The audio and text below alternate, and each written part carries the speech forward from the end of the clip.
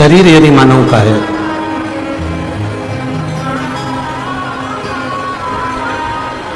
और मानव का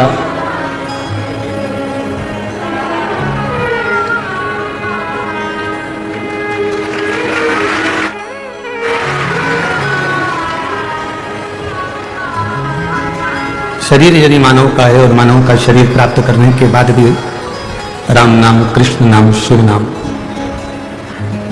हम नहीं ले पाए तो हमारा जीवन व्यर्थ। महापुराण की कथा कहती है विचार और व्यवहार।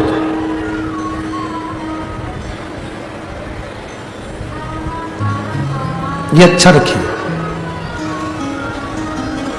विचार और व्यवहार। अपने भीतर जितने विचार उत्पन्न होते हैं, अपने भीतर जितने विचार आते हैं, अगर ये विचार आपके अच्छे हैं तो आपको परमात्मा से कोई दूर नहीं कर सकता, आप परमात्मा के करीब में पहुंच ही जाएंगे। और यदि आपका व्यवहार अच्छा है, आप अगर अच्छे व्यवहार कर रहे हैं, अच्छा व्यवहार है यदि आपका, तो आपको मंजिल तक पहुंचने से कोई नहीं रोक सकता। आप मंजिल तक पहुंचोगे जरूर और अपनी मंजिल प्राप्त जरूर करोगे। शिव महापुराण की कथा कहती है दो चीजें अगर हमारी अच्छी है तो हमें दुनिया में कोई नहीं हरा सकता। दो चीजें अगर हमारी श्रेष्ठ है तो हमें दुनिया में कोई नीचा नहीं दिखा सकता। एक हमारा विचार, एक हमारा व्यवहार। एक विचार और एक व्यवहार, ये दो चीजें श्रेष्ठ हो। अपने विचार को कभी गलत मत होने दो और अपने व्यवहार को कभी गलत मत होने दो। घर में बैठे रहते हैं, परिवार में बैठे रहते हैं तो गलत चीजें सोचने में आती रहती है। क्यों सोचना? हम गलत क्यों सोचें? अगर हमें सोचना है तो हम अच्छा क्यों नहीं सोचें? हमारे भीतर का जो विचार आएगा वो हमारे सामने प्रकट होगा। हम किसी व्यक्ति के लिए, आप 7 ताले में बंद हो जाओ, कमरे में बंद हो जाओ, किसी कमरे के अंदर बंद होकर किसी के लिए गलत सोचना चालू कर दो, वो खुद अपने आप आपके लिए गलत सोचना प्रारंभ कर दे। आप अगर किसी के लिए गलत सोच रहे हो तो वो व्यक्ति आपके लिए गलत सोचेगा, ये पक्का है। आप किसी के लिए अच्छा सोचोगे तो वो अच्छा सोचेगा, ये निश्चित है। हमारे शरीर में 3 स्थान ऐसे हैं जिससे हम परमात्मा को पुकारते हैं।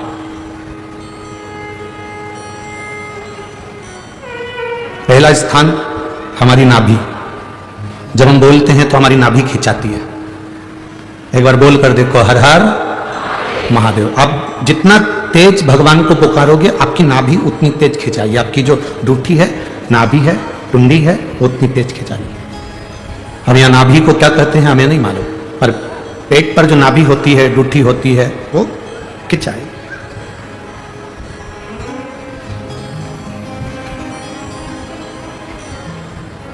तीन चीजें हमें परमात्मा को पुकारते समय हमारा साथ दे देती है और परमात्मा के मिलन में हमारा साथ प्रदान करती है। एक हमारी नाभि, हमारी टुंडी।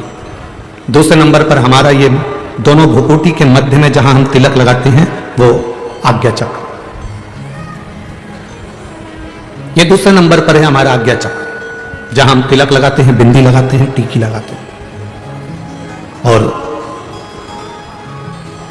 तीसरे नंबर पर है जहां हमारी शिखा है, चोटी है, शास्त्राचक्र। ये तीसरे नंबर।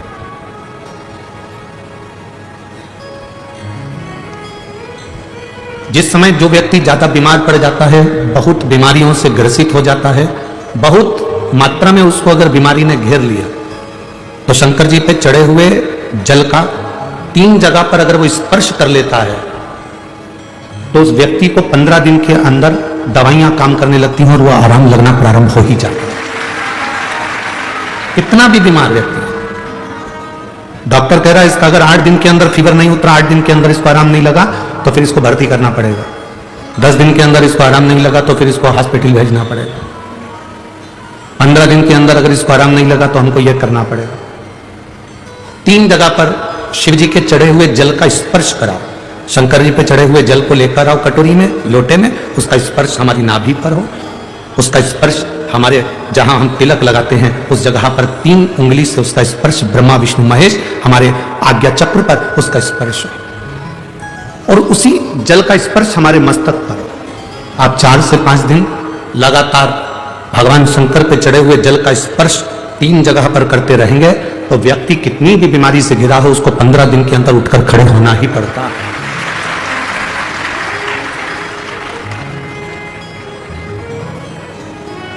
हमारा ये जो तिलक लगाने की जगह है ये हमारा आज्ञा चक्र है, ये कोई साधारण सी जगह नहीं है जहां हम तिलक लगाते हैं।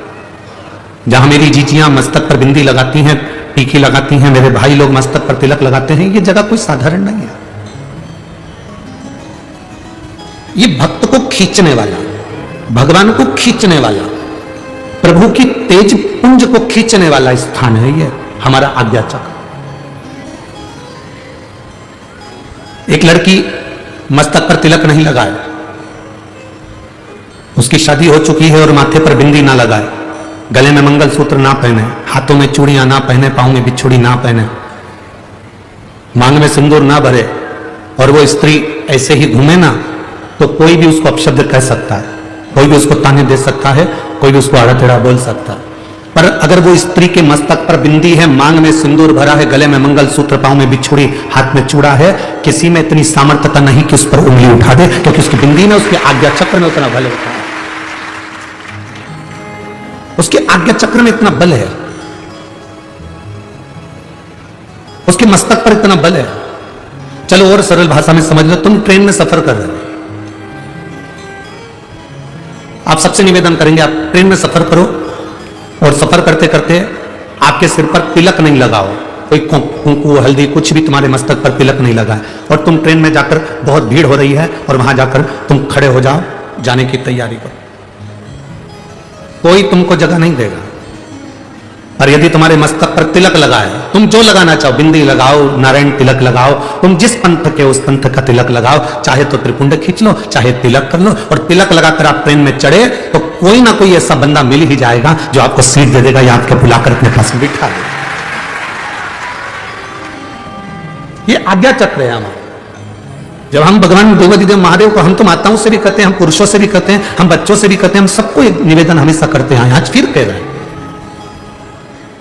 40 गांव की इस पवित्र भूमि से हम तो इतना कहना चाहेंगे कि आप अगर शंकर जी के मंदिर में जाते हो, जल लेकर आते हो, आचमन करते हो, तो वहां से जब आओ तब उस भगवान शंकर के चरणों के उस जल को अपनी नाभि स्थल पर, अपने मस्तक पर और अपने सिर के ऊपर उस जल का स्पर्श जरूर करें, उसका फल मिलेगा।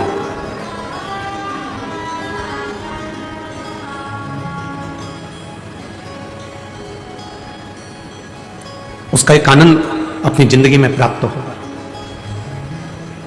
क्यों मस्तक पर भस्म लगाते हैं? आखिर शिव जी पे चढ़ी हुई भस्म का इतना प्रभाव क्या है? शंकर भगवान पर चढ़े हुए भस्म का, त्रिपुंड का इतना प्रभाव क्यों है? लिंगायत शिव संप्रदाय के अंतर्गत मस्तक पर त्रिपुंड खींचा जाता। यहां अगर कोई लिंगायत शिव संप्रदाय के बैठे होंगे तो उनके स्मरण में होगा। लिंगायत शिव संप्रदाय के अंतर्गत मस्तक पर त्रिपुंड लगाया जाता है। उस त्रिपुंड का भाव क्या है? क्यों, किस लिए? एक कथा बड़ी सुंदर है, आप लोगों ने स्मरण में लिया होगा। दुर्वासा बाबा का जब प्रागट्य हुआ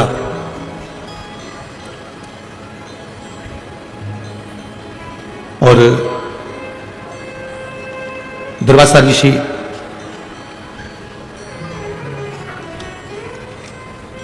कुछ अवस्था धारण करे और दुर्वासा ऋषि थोड़ी सी अवस्था धारण करने के बाद वो तप साधना में लीन होने लगे। जब दुर्वासा ऋषि जब तप साधना में लीन होने लगे, कुछ अवस्था उन्होंने धारण कर ली और दुर्वासा जी जब एक अवस्था धारण कर तप साधना में लीन होते हैं, एक बार उनके मन में आया कि मैंने वैकुंठ बहुत देखा, मैंने ब्रह्मलोक बहुत देखा, मैंने इंद्रलोक बहुत देखा, मृत्युलोक का भी मैं बहुत भ्रमण करा हूं, दुर्वासा जी के मन में एक भाव जागृत हो गया कि मैंने सारे लोग देखे हैं, केवल एक लोक देखना रह गया है, वो है नरक लोक। केवल एक लोक है, नरक, और उस नरक को मैंने नहीं देखा। मेरी जीजियों, मेरे जीजाओं, मेरी बेटियों, बेटाओं, मेरी माताओं, मेरे भाई, संत साधु गुरुजन सब इस कथा में बैठे हैं और माननीय श्री उन्मेष जी पाटिल जी सांसद महोदय इस कथा को करवा रहे हैं। बड़े ध्यान से सुनना इस कथा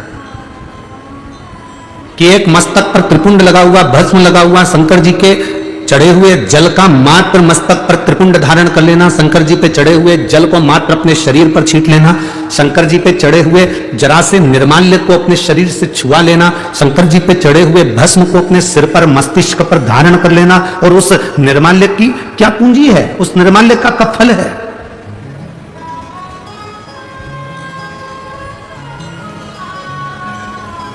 दुर्वासा जी ने विचार करा कि मैंने सब कुछ देखा, मैंने बैकुंठ देखा, इंद्रलोक देखा, ब्रह्मलोक देखा, तलातल, रसातल, मृत्युलोक सब मैंने देखा। पर दुर्वासा जी मन में सोचे कि मैंने केवल नहीं देखा तो केवल एक नरक नहीं देखा, मैंने नरक नहीं देखा, एक बार मुझे नरक देखना। और दुर्वासा जी शिव जी का पूजन करे, त्रिपुंड धारण करे, और त्रिपुंड धारण कर उन्हें भस्म का त्रिपुंड लगाकर और दुर्वासा जी नरक में चले गए।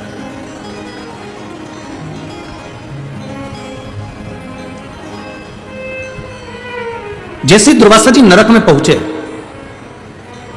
यमराज हाथ जोड़कर दुर्वासा जी का साधुवाद कर रहे हैं, प्रभु आप आए हैं, वेलकम टू नरक, आपका स्वागत है नरक के अंदर, नरक में आपका स्वागत, आओ पधारो, नरक में आइए।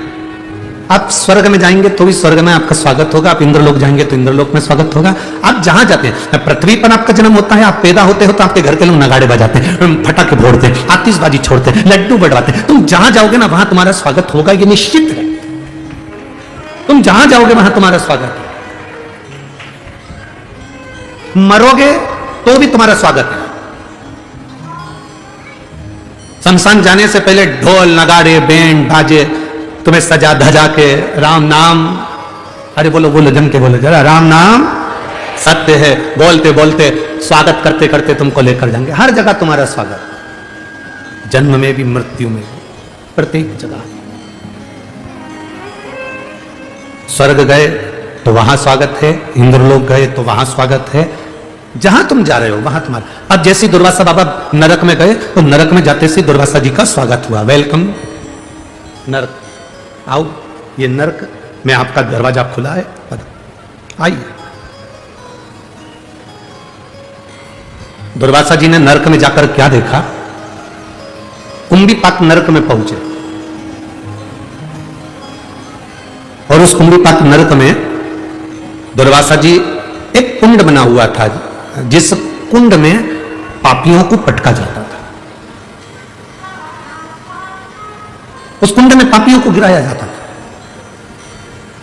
और जिस कुंड में पापी गिरते हैं उस कुंड में दुर्वासा जी ने देखा कि पूरे नरक में लोग त्राही त्राही कर रहे हैं, चिल्ला रहे हैं, चीख रहे हैं, कुंड में भी लोग फंसे हुए हैं। और उसी समय पर दुर्वासा जी ने विचार करा कि इतना विशाल कुंड है नरक के अंदर, इतना विशाल तालाब बना हुआ है नरक के अंदर, चलो मैं इस तालाब में एक बार जरा झांक कर देखूं कि है कौन। और जैसे ही दुर्वासा ऋषि उस नरक में, उस कुंड में नीचे झांके, झांकते से दुर्वासा जी क्या देखते हैं कि उस कुंड में से, नरक के उस कुंड में से एक बैकुंठ जैसा सुंदर एक स्थान प्रकट हो जाता है, और जिसको बैकुंठ कहा जाता है, बड़ा सुंदर बैकुंठ प्रकट है।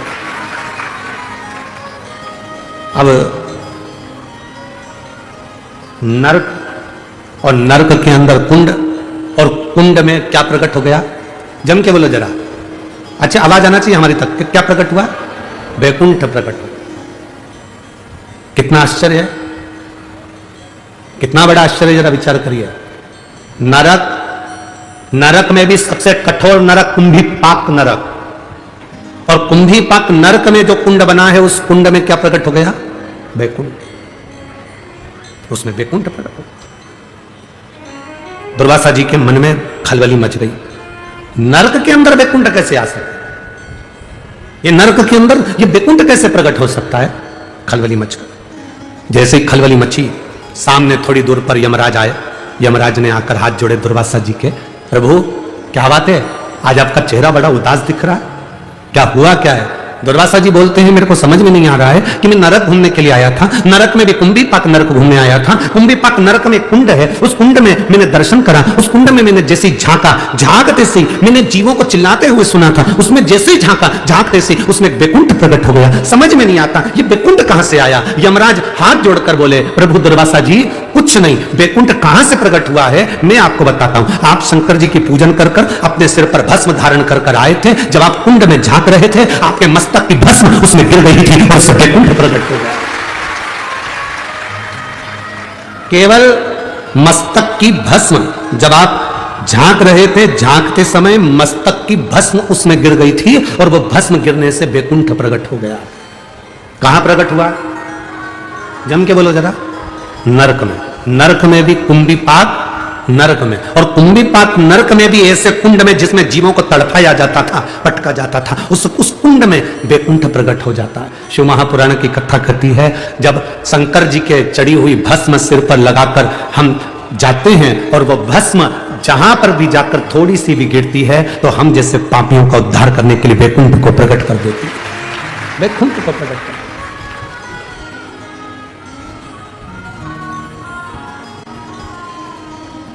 अब जरा विचार करो,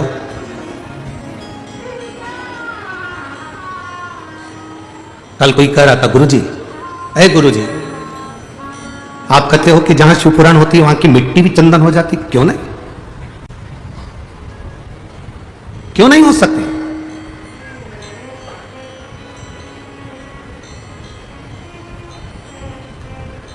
अरे गुरुजी, कितनी गंदगी करते हैं लोग, कोई थूक रहा है, कोई मुंह धो रहा है, कोई वॉशरूम करने जा रहा है, कोई ना जाने कितना कितना जूठन पटक देते हैं, कितनी गंदगी हो जाती है, और आप कह रहे हो कि वो मिट्टी चंदन हो जाती है? हाँ, ऐसे कैसे हो सकता है? हमने कहा भाई देख,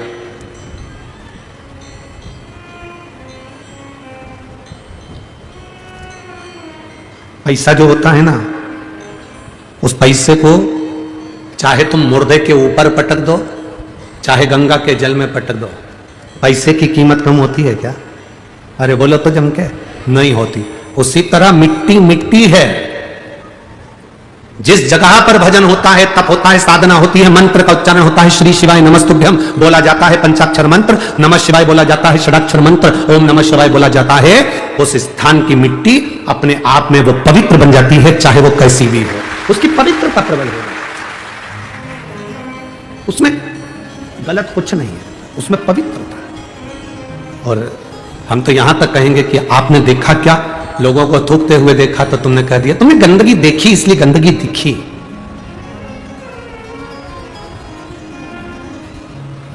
सीहोर भी लोग आते हैं ना, कुबेरेश्वर धाम पर लोग आते हैं, आप लोगों में से भी कई लोग आए होंगे, कई लोग आकर कहते हैं, अरे गुरुजी थोड़ी व्यवस्था तो ठीक करना चाहिए, यहाँ तो हर कई लोग बैठ जाते हैं, कंकर शंकर पूजन करा वहीं छोड़ देते हैं, लोग लांग कर जा रहे हैं, जूता चप्पल उधर से निकाल कर जा रहे हैं, कोई कहीं से जा रहा है, कोई कहीं से जा रहा है, कोई कहीं से जा रहा है। जरा विचार करिए, जो पूजन कर रहा है वो कंकर में भी शंकर का दर्शन कर कर पूजन कर रहा है, और उसके दर्शन में भी अगर तू खोट निकाल रहा है तो तेरा आना ही व्यर्थ है, तेरा कुबेरेश्वर धाम आना ही व्यर्थ है। क्योंकि इस कुबेरेश्वर धाम की तो संपूर्ण भूमि कंकर शंकर की। आप बैठे, भजन करा, तप करा, साधना करी, श्री शिवाय नमस्तुभ्यम जपा, आपने पूजन करी, पूजन कर कर वो कंकर को वापस आप एक स्थान पर डाल दिया, या पूजन करने के बाद वो कंकर आप अपने साथ लिया, वो आपके ऊपर निर्भर कर। मानो तो मैं गंगा मां हूं और ना मानो तो बहता, ये आपका भरोसा आपके ऊपर निर्भर करता है। एक पत्र है, देखिए, जिसने भी पत्र भेजा उनसे निवेदन है, आपकी पूरी मेडिकल की फाइल आपने लगाई है, पर निवेदन है इस पूरी मेडिकल की फाइल को आप वापिस लेकर जाना, जिससे आपके पास में ये कॉपी रहे।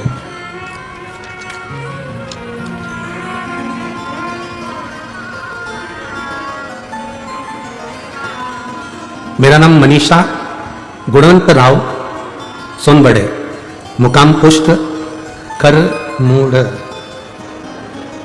ठीक है बोला कि गड़बड़ बोला? ठीक है ना? हाँ, तुम लोग समझ जाओ बस है, बाकी के तो जाने दो उसको। मुकाम पोस्ट कर मूढ़, तहसील 40 गांव, जिला जलगांव, मोबाइल नंबर ये कहीं बैठी हैं का देख कहीं? हाँ ऐसे हाथ हिला दो, ठीक है। जिला जलगांव में 40 गांव तहसील की रहने वाली हूँ। मेरे पति की अचानक पेट में दर्द होने लगा। हम सभी परिवार वाले 40 गांव के सुमन हॉस्पिटल के डॉक्टर साहब के पास में दिखाए। फिर डॉक्टर साहब ने बताया कि इनकी किडनी में पथरी है। डॉक्टर ने ऑपरेशन की सलाह दे दी क्योंकि शुगर की बीमारी के कारण मेरे पति की किडनी कमजोर थी। डॉक्टर ने कहा आपका मन पड़े आप जिस हॉस्पिटल में ले जाकर ऑपरेशन करा सकते हो और इनको ले जा सकते हो। फिर हमने ऑपरेशन करवाया परंतु ऑपरेशन करने के बाद उनकी किडनी ने काम करना बंद कर दिया और उनको वेंटिलेटर पर डाल दिया गया। वेंटिलेटर पर डालने के बाद में उनका शरीर काम नहीं कर रहा था। हम बाबा के भरोसे पर भगवान को जल चढ़ाना प्रारंभ कर दिया। गुरुदेव जल चढ़ाना प्रारंभ करा, थोड़ा सा जल उनके होठों पर लगा देते, एक बेलपत्री उनको दे देते, बस बाबा की कृपा से उनकी आंख तो खुली और उन्होंने शरीर ने काम करना प्रारंभ करा। पर दवाइयां काम नहीं कर रही थी। गुरुदेव जब दवाइयां काम नहीं कर रही थी तो धीरे धीरे शरीर ने काम करना प्रारंभ करा। फिर उनको डायलिसिस पर रखा गया, डायलिसिस करवाया गया। 1 महीने में 2-2, 3-3 डायलिसिस होने लगे। दोनों बच्चे और मैं खुद भटक कर थक गए पर उनका ठीक नहीं हो पाया। गुरुदेव एक बार जब हम डायलिसिस कराने के लिए गए तो उनको वापस वेंटिलेटर पर डाला और डॉक्टर ने थोड़ी देर के बाद में कहा कि आपके घर के बच्चों को बुला लीजिए क्योंकि इनका शरीर अब काम नहीं कर रहा है, हृदय पूर्ण तरह से बंद हो चुका है और शरीर ने काम करना बंद कर दिया। जिसकी रिपोर्ट मैंने लगाई है उस रिपोर्ट के अंतर्गत मेरे पति का शरीर काम नहीं कर रहा था, हार्ट बंद हो चुका था, हृदय धड़कना बंद हो चुका था, नाड़ियां चलना बंद हो चुकी थी और उनका शरीर पूरा लाश की तरह हो गया था।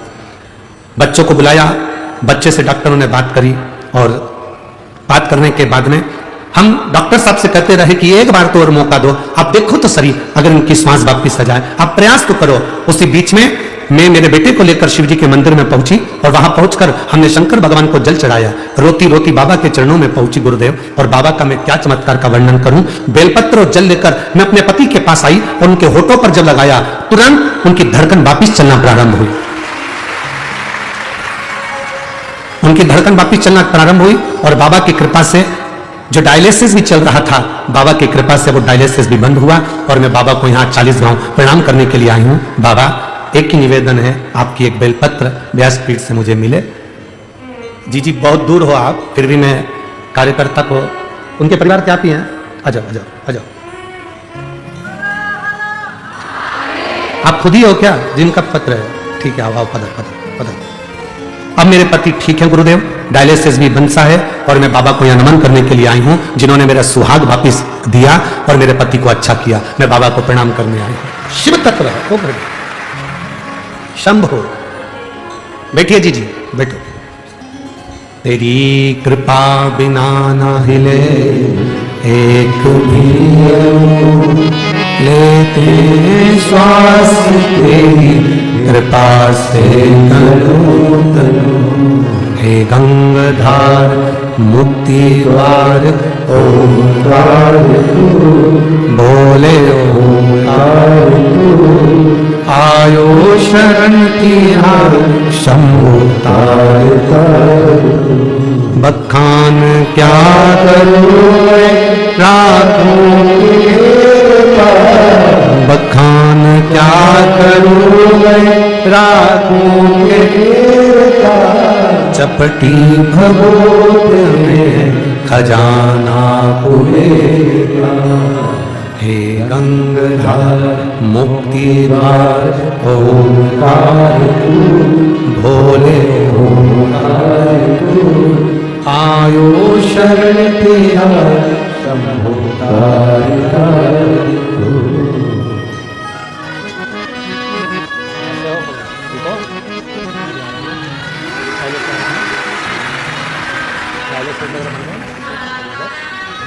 डायलिसिस पूरा बंद हो गया।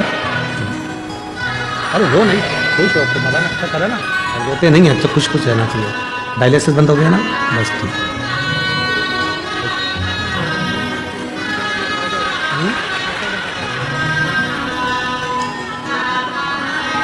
बोल रहे हैं आधा घंटा मेरे प्राण नहीं थे, आधे घंटे तक मैं मर चुका था, पर आधे घंटे के बाद जैसे ही बेलपत्र और जल मेरे होठों पर आया, मेरे प्राण मेरे बाबा में वापस गए।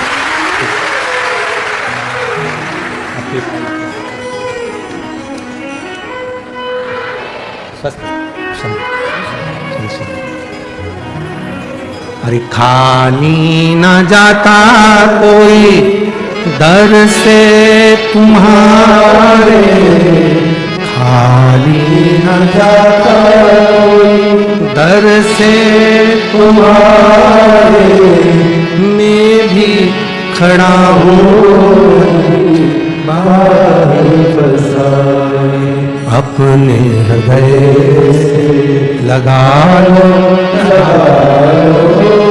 गिरा जा रहा उठा लो, भोले अपने दर से अब तो न टालो, गिरा जा रहा उठा लो, शिव तत्व हमारे भीतर होगा। भगवान शंकर का शिव तत्व जितना हमारे भीतर होगा उतना मिलन सरल होगा, मिलन सरल। बहुत हंसते हैं लोग, क्या जल चढ़ाने से रोग मिट सकता है? क्या बेलपत्री खाने से दुख समाप्त हो सकता है? उससे पूछो जिसका 1 महीने में 3-3, 4-4 बार डायलिसिस हो रहा हो, वेंटिलेटर पर पड़ा हो और उसके बेटे से कह दिया गया हो कि बॉडी को ले जाओ, उस जल की महत्वता क्या है? दुर्वासा बाबा ने अपने मस्तक पर जो भस्म का त्रिपुंड लगाया और नरक कुंभिपाक नरक के कुंड में झांका, उस भस्म के तिलक में से जरा सी भस्म नीचे गिर गई। जब हम मांग भरते हैं, जब हम तिलक लगाते हैं तो उसमें से थोड़ा थोड़ा तिलक तो गिरता रहता। चंदन का त्रिपुंड लगा लो तो धीरे धीरे चमड़ी सूखेगी तो वो गिरता।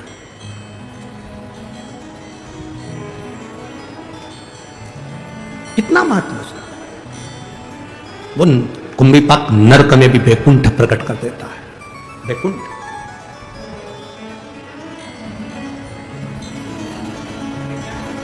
विष्णु पुराण पढ़ी है किसी ने? किसी ने अगर विष्णु पुराण पढ़ी हो तो विष्णु पुराण में लिखा है, लक्ष्मी जी नारायण से कहती हैं, प्रभु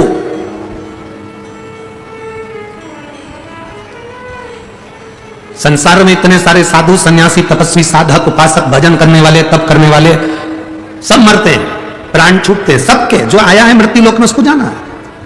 विष्णु पुराण में लक्ष्मी जी नारायण से कर रही हैं, संसार में जन्मा हुआ प्रत्येक मनुष्य मरता है और उसके प्राण छूटते हैं।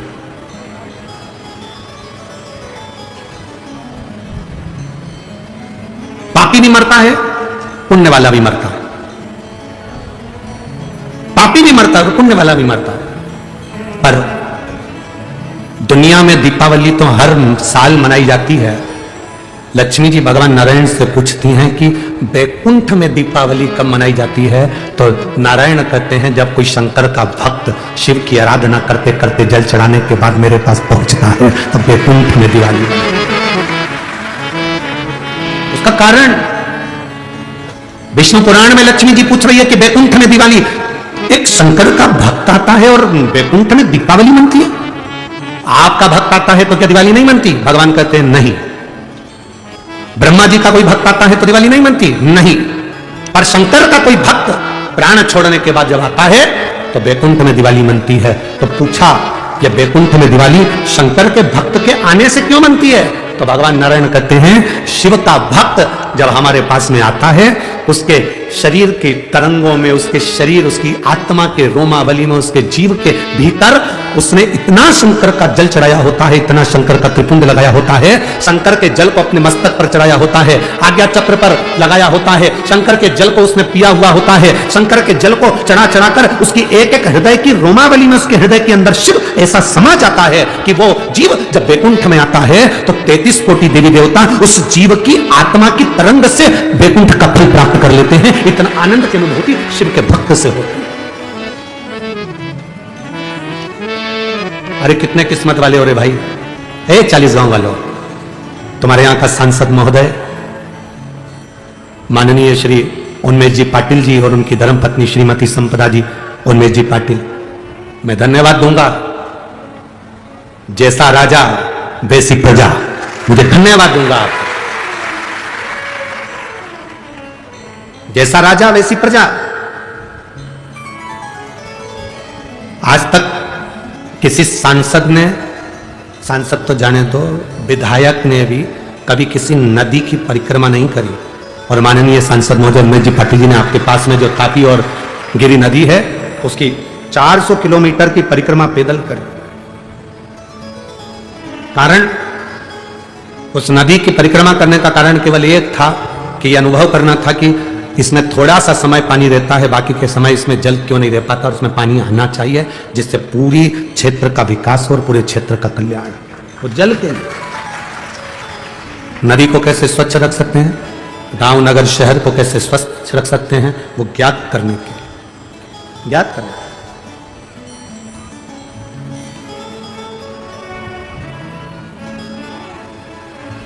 उन साधारण 40 गांव की पवित्र भूमि पर रह रहे हो, हम तो कहते हैं कि धन्य है जो ये पवित्र कथा आप लोगों के बीच में पहुंची। ये कथा 2027-28 से पहले 40 गांव नहीं आती, 2028 के पहले ये 40 गांव आ गए, क्योंकि कथाओं की बुकिंग लगभग 2027 तक फुल है। अब 2028 की बुकिंग होनी चालू है। पर कोई कथा यदि कैंसिल होती है और कोई लिखाकर चले जाता है कि यह कथा अगर हमको मिल जाए, हम 5 दिन में, 8 दिन में, 10 दिन में व्यवस्था कर सकते हैं, तो वहां फोन कर दिया जाता है समिति की ओर से कि कथा कैंसिल हुई, आप व्यवस्था कर सकते हैं। और धन्य है 40 गांव की पवित्र भूमि के सभी रहने वाले रहवासी जिन्होंने इतनी मेहनत कर इस कथा को यहां आयोजित किया। और केवल आपकी मेहनत दिन में नहीं, रात में भी बड़ी मेहनत है। जितने लोग दिन में आते हैं उससे दुगने रात को दर्शन करने आते हैं। अपार मेला लगा होता है, भीड़, कोई बिस्कुट बांट रहा, कोई पानी बांट रहा, कोई कोल्ड ड्रिंक बांट रहा, कोई हलवा बांट रहा, कोई पूड़ी बांट रहा, कोई कुछ बांटने में लगे हुए। कर लो सेवा। ये शिव भक्त दूसरी बार 40 गांव नहीं आने वाले। मौका मिला है हमें सेवा करने का 40 गांव वालों को। अपनी तिजोरी का लाकर खोलिए और उसमें से थोड़ा सा धन तुम्हारे पास में है तो उस धन को थोड़ा सा धर्म में लगाने का प्रयास करो, तो धन और धर्म दोनों बचे। मत दो किसी को। आपको दान नहीं करना मत करो, आप किसी को नहीं देना चाहते मत दो। अपने हाथ से पानी खरीद कर लाओ, अपने हाथ से पिलाओ, अपने हाथ से अन्न लाओ, अपने हाथ से खिलाओ। अपने हाथ का किया कहीं नहीं जाए। ये शंकर के भक्त बार बार नहीं मिलते। इनकी अड़भंगता देखिए। दुनिया में कथा होती है तो वहीं पास में गाड़ी खड़ी हो जाती है और लोग आ जाते हैं, जरा देखो। धूप पड़ती है चिलचिलाती हुई और ये 2-2 किलोमीटर तक पैदल थके हुए बुजुर्ग लाठी टेकते टेकते धीरे धीरे अपने पार्किंग से यहां तक चले आ रहे हैं। नाम लगते रखते श्री शिवाय नमस्तुभ्यम, श्री शिवाय नमस्तुभ्यम, भगवान का नाम लेते लेते लेते लेते चले आ रहे हैं। ऐसे जीव को जब आप पानी पिलाते हो तो अपनी जिंदगी का सबसे बड़ा पुण्य कार्य कर रखते हो। कर लो सेवा। क्या देगा महादेव? इतनी छोटी सी डायरी अपने पास खरीद के रखो और तारीख लिख के रखो, 16 तारीख को मैंने 15 रुपए का पानी पिलाया था शंकर के भक्त को। बस वो तारीख लिख के रखना और 3 महीना उस तारीख के बाद में हमको 15 रुपए का हिसाब बताना कि वो 15 का बड़ा कि घटा। वो स्वयं आपको मालूम पड़ेगा कि उसका बल कितना है। आज तीसरा दिन कथा का है।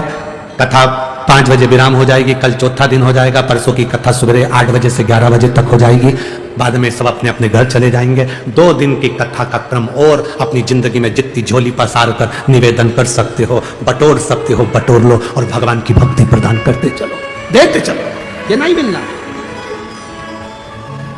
शिव तत्व को अपने भीतर बिठाइए। शिव तत्व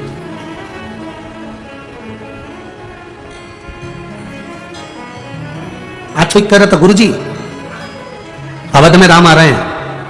हमने कहा अवध में राम आ रहे हैं ऐसा नहीं है। जहां राम है वहां अवध है। जहां अवध है वहां राम नहीं है, जहां राम है वहां अवध है।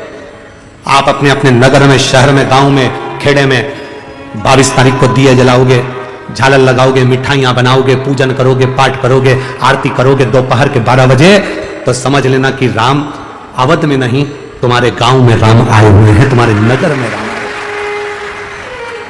कितनी सुंदर 2 लाख दिए कलर कर कर, 2 लाख दिए कलर कर कर राम जी का सुंदर चित्र बनाया है 2 लाख दिए से। मैं आस्था चैनल वालों से भी कहूंगा कि उसका फोटो पूरे आस्था चैनल पर दिखाएं कि यहाँ 40 गांव के भक्तों ने कितनी मेहनत करी है।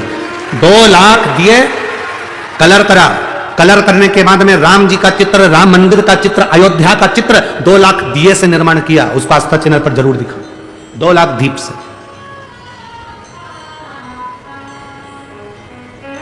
एक तो भीड़ ज्यादा रहती है तो हमारा आना नहीं होता, परंतु सांसद महोदय जी से निवेदन, एक बार हमको भी दर्शन जरूर कराना। हम भी जाना चाहते हैं कि वो 2 लाख दीप का जो राम जी का चित्र बनाया है उसको हम भी दर्शन, हमारा भी मन है वहां आने का। पर हमारे चक्कर में वो दिया तुम ना बिगाड़ दो, जब चक्कर में हम नहीं आते हो तो महाराज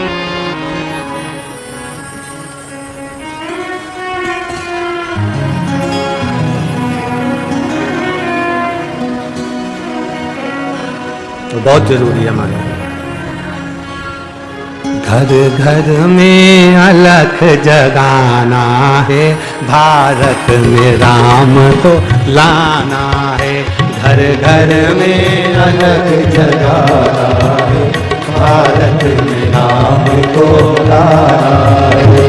भारत में राम को लाना है, भारत में राम को लाना है। अपने घर में राम को लाना है, अपने घर में राम को लाना है। हर घर में दीप जलाना है, घर घर में राम को लाना है। घर में दीप जलाना है, सब गाइए। घर में राम को लाना है, घर घर में दीप जलाना है। घर घर में दीप जलाना है, घर घर में दीप जलाना है। घर घर में दीप जलाना है, घर घर में अलख जगाना है। अपने घर को राम लाना है, घर घर में अलख जगाना है। भारत में राम को लाना है।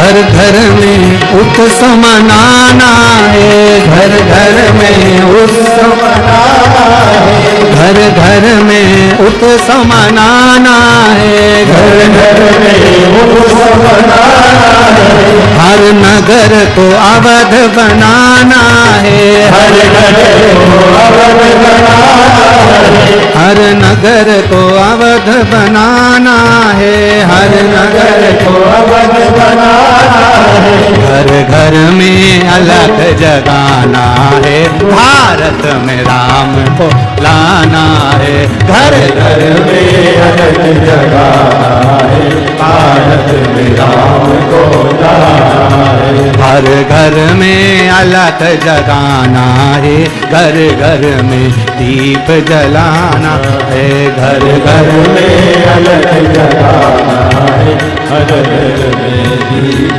जलाना है।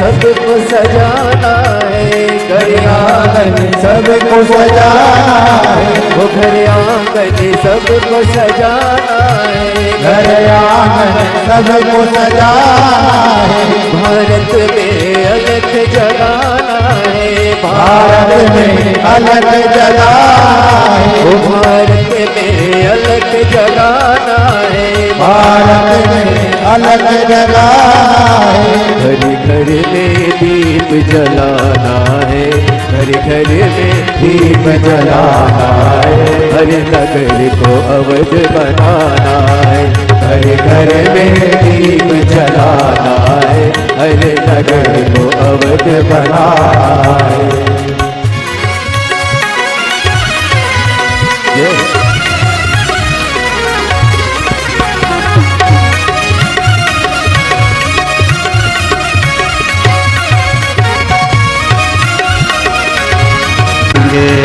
मेरी झोपड़ी के दोनों हाथों से राम आएंगे आएंगे राम आएंगे, राम आएंगे आएंगे राम आएंगे, ओ राम आएंगे आएंगे राम आएंगे, राम आएंगे आएंगे राम आएंगे, मेरी झोपड़ी के भाग आज खुल जाएंगे, राम आएंगे, मेरी झोपड़ी के भाग आज खुल जाएंगे, राम आएंगे। जय हो जय हो राम हो।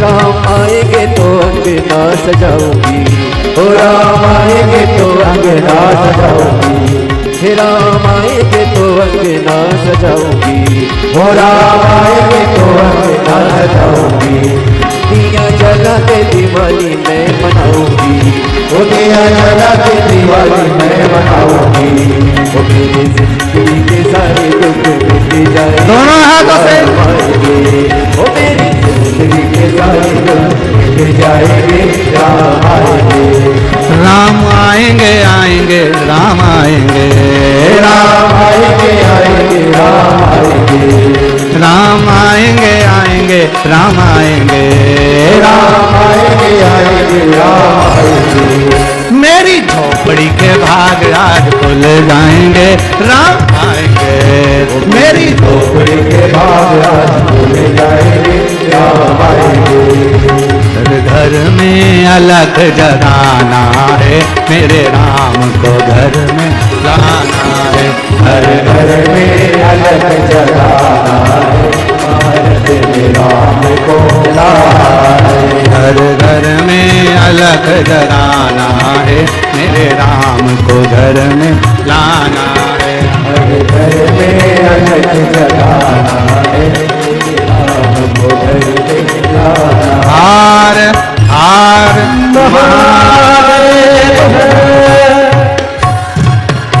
अपने स्थान पर बैठकर भगवान शिव जी से अपने मन की बात बड़े भाव के साथ दिल से बाबा से प्रार्थना करिए, दिल से निवेदन करिए, जहां जगह मिले वहां बैठकर बोलिएगा बाबा से। कार्यकर्ताओं को भी जहां जगह मिले वहां बैठकर भगवान शिव जी से अपने मन की बात भाव के साथ दिल से प्रार्थना करें। खड़े रहकर निवेदन ना करना। आज कथा का तीसरा दिवस है, तृतीय दिवस है। 2 दिन कथा की ओर बचे हैं, कल और परसों। भाव से अगर आप प्रार्थना करेंगे तो बाबा भाव से सुनेंगे। उच्च स्वर में आवाज आए आपकी यहां तक, भाव से दिल से बोलिए। श्री शिवाय नमस्तु, श्री शिवाय नमस्तु, श्री शिवाय नमस्तु, श्री शिवाय नमस्तु, शिवाय नमस्तु। भोला सब दुख काटो,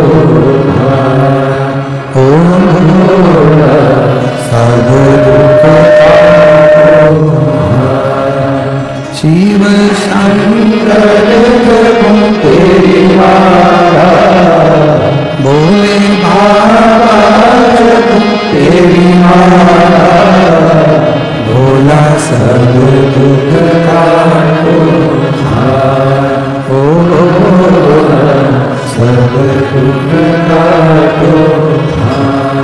देश है मंगल मंगलकारी, देश है मंगल मंगलकारी, शमशान वासी हमारा, शमशान वासी हमारा, ओ भोला सब दुख काटो, ओ भोला सब दुख काटो।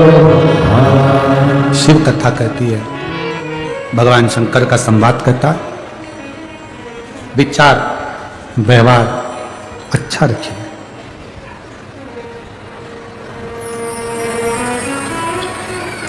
जितना अच्छा अपना विचार रखोगे, जितना अच्छा अपना व्यवहार रखोगे, उतना आपकी जिंदगी में अच्छा होता चलेगा। दुर्वासा बाबा के मस्तक का जरा सा त्रिपुंड का भस्म कुंडीपाक नरक के उस कुंड में जाता है और वैकुंठ बना देता है।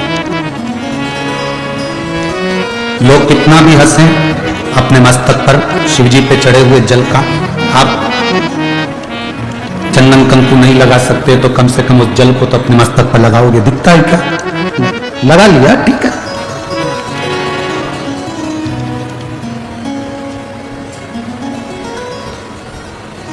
एक बड़ी सुंदर कथा आती है रामचरितमानस में। सुग्रीव जी के ससुर, कौन के ससुर? जम के बोलो जरा। सुग्रीव। क्या नाम था उनका? अब कहोगे गुरु जी हमको तो हमारे ससुर का नहीं मालूम, तो सुग्रीव के ससुर की बात करेंगे।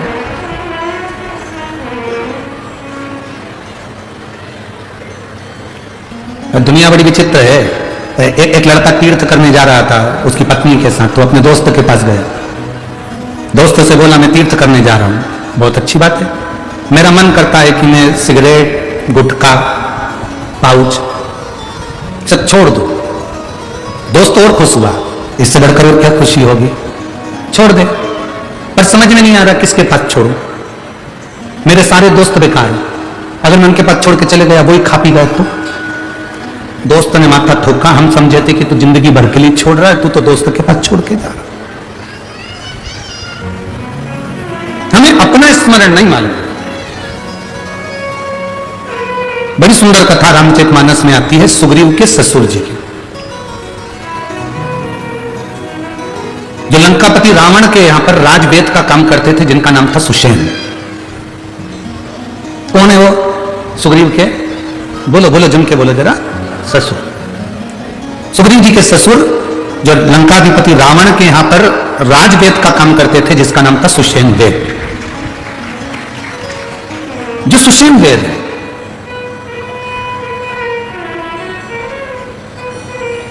ये इतना विचित्र वेद था।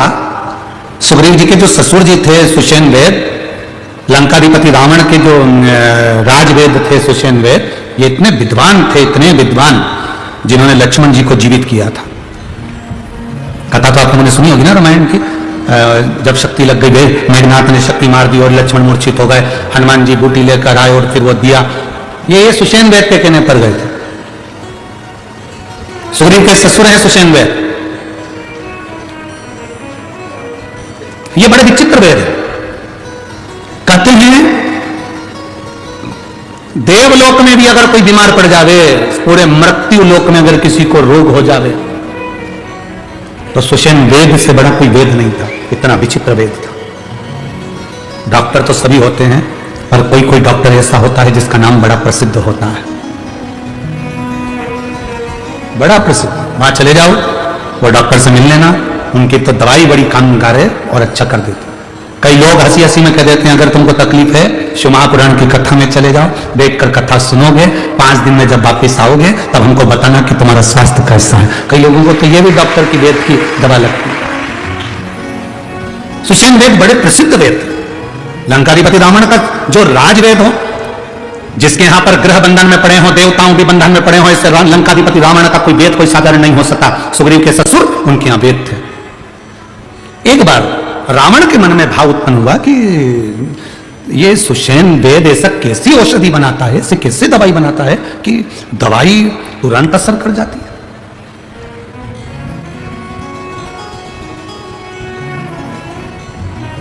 सुषेण वेद के पास में लंकाधिपति रावण गए, और सुषेण वेद के पास में जब लंकाधिपति रावण गए तो सुषेण वेद उस समय पर दवाई घोट रहा था।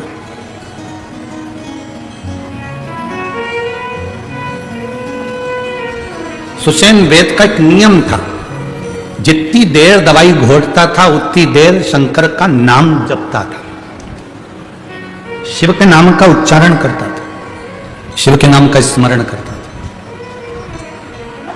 यहां तक अगर लंकाधिपति रावण की तुमने संहिता पढ़ी हो, रावण की लंकेश की संहिता का स्मरण करा हो, तो रावण संहिता के अंतर्गत यहां तक लिखा हुआ है कि ये सुषेण वेद शिवजी की आराधना करता था, और इसकी आराधना को देखकर लंकाधिपति रावण शंकर की आराधना में लीन हो गया।